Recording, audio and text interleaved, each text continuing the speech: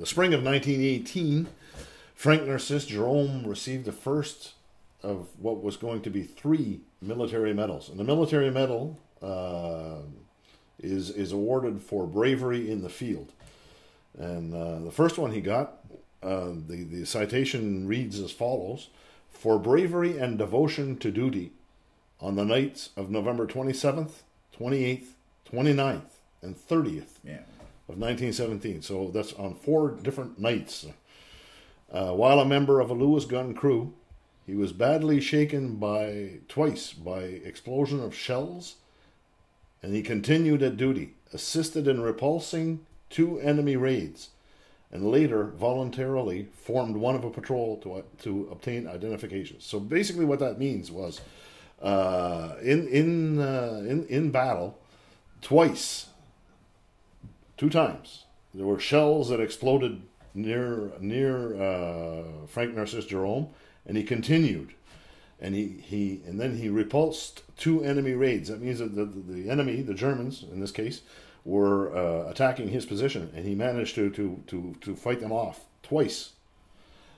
And then, after all that was done, he gathered a group of volunteers and it says to patrol to obtain identifications. Basically what that means is he put together a group of people to go into the field and identify the bodies of his comrades that had been killed in action.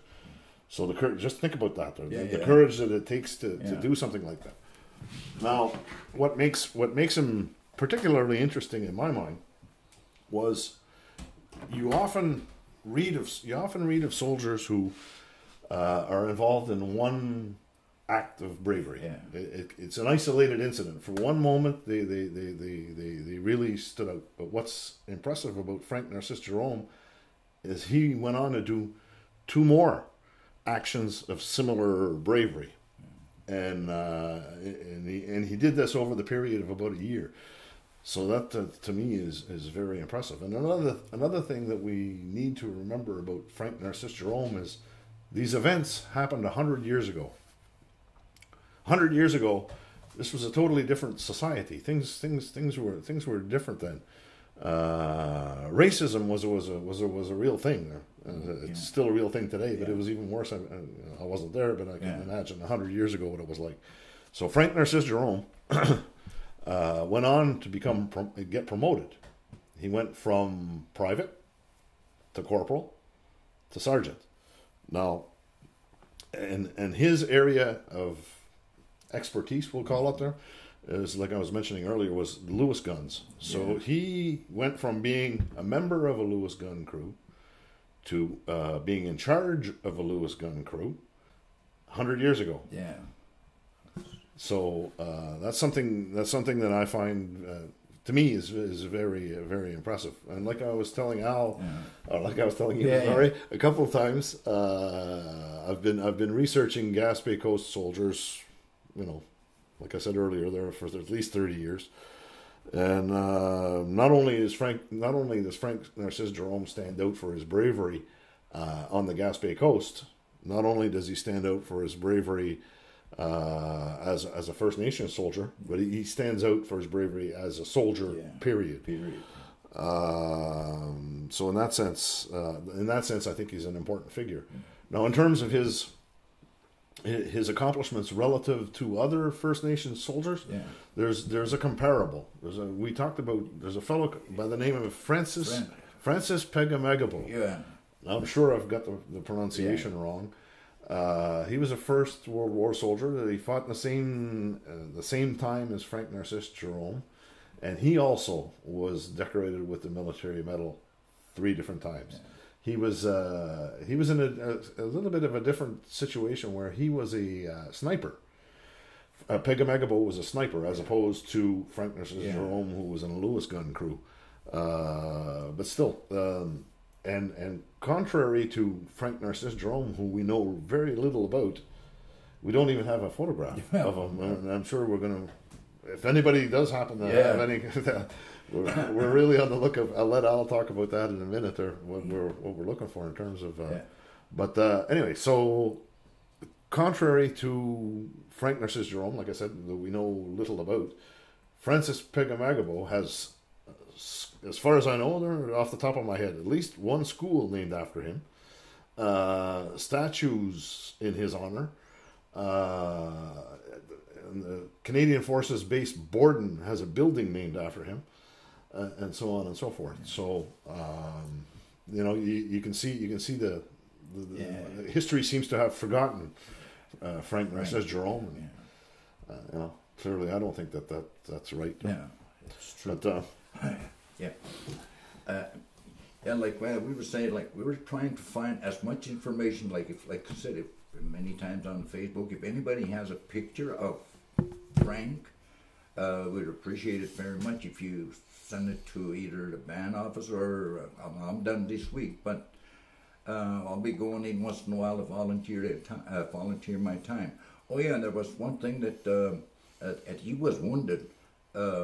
yes. Yeah, he was wounded the same time as there used to be a constable on the reserve. His name was Melton Gideon, and he was wounded, and I think Frank was wounded at the same time, and I think he helped him out or something like that. Yeah. So like he's not just like an ordinary person. Like all veterans are very important. Frank seemed to be like the one that's standing out, and he did a lot of work. He did a lot of hard times. I was reading a book last night from the Legion I got quite a few years back about Vimy Ridge, and they were describing like how terrible it was with the rain, snow, being hungry, and there was dead bodies. It was like a blood bath that looked on the mud, that like blood was everywhere. So it wasn't, when we talk about being in a war, it's not something that I would really enjoy. I don't think I would want to join the army after reading that. But I mean, back then it was something that people wanted to do, and Frank did it among other people too. And Barney Kondo. Barney Kondo actually was a brother of Albert Kondo, and we're all related to Albert Kondo. And John Ficquier was also part of our relation. So we're talking about people here that are related to. They're not like, they're no strangers. They lived here, they went to war, they came back, and for, like what Tom said, for some strange reason, it's like all of a sudden nobody knows anything about them. And what we're doing, we're trying to get that information. I was talking to Tom, as that we're going to try to find the information of all the veterans and try to get whatever papers that we can, so we can probably supply them to the families, so families would understand like the cause of war, the casualties of war, and why people went to war. That was in 1914, 1918, right? I think I got that one right. Now, the other one was 1930. Everything you just said, it's all good. I've been reading a lot of stuff. They're doing a lot of research, and I really enjoy that. So we're going to get Frank to talk more about this. But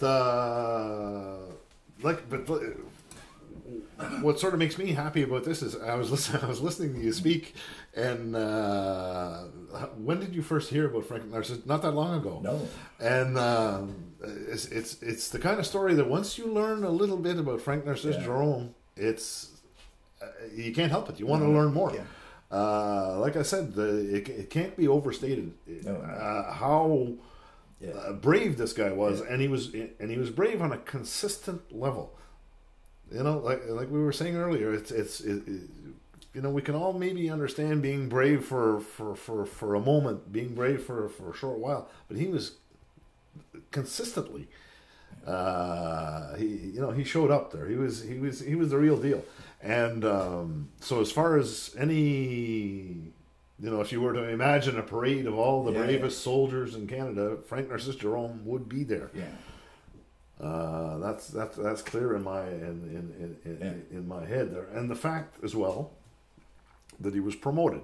So not only was he brave, he had some leadership skills. They don't hand out sergeant stripes left and right. You have to earn them, and clearly he had earned them. So so Frank Narcisse Jerome is definitely somebody that's worth finding out more about him. We know quite a bit, but there's still a lot to be learned.